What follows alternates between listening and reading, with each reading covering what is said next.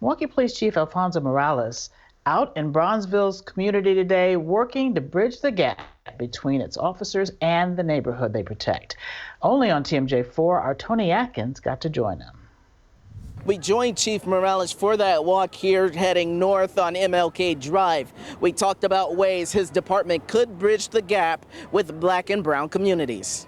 Tell all of the men and women in those uniforms, thank you for the courage. Praying with you. God bless you. Very important. Thank you.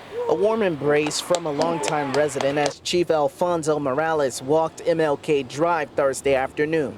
He met with community leaders to discuss ways to make relations between the police and the community it serves better. Since Sunday, we've been trying to get out to some of the events, and it's just so that what's going on in our city right now is so dynamic, it's difficult. Chief Moarles was joined by leaders in Milwaukee's faith community. It's been an issue, and I think injustice and racism, us being both black and brown, we can relate to. On the 7th day of protest in Milwaukee, I asked Chief Moarles about ways to systematically make the department better for communities of color.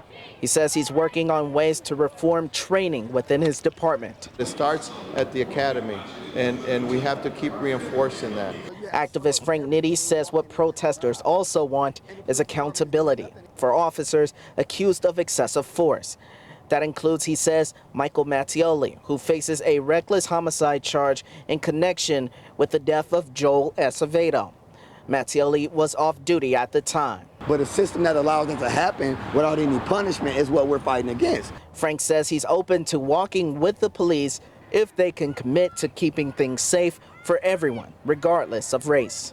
Help us keep it safe. Help us keep it safe. That's pretty much the main issue. And as protests like these continue, Chief Moarles says he's going to plan to continue to walk in communities of color to hopefully build trust as this all goes on. Reporting on MLK, Tony Atkins, TMJ4 News.